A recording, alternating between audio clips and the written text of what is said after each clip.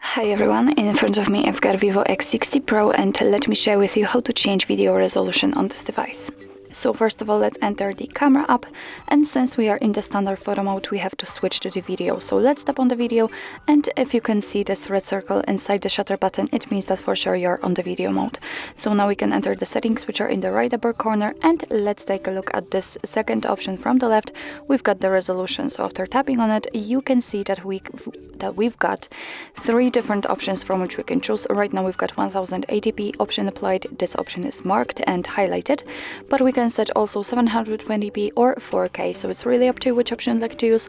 In order to change the resolution, just tap on the option you'd like to set. So I will pick 4K, and as you can see, it actually immediately changes, so it means that it has been successfully applied, and from now on your device will record videos in chosen resolution.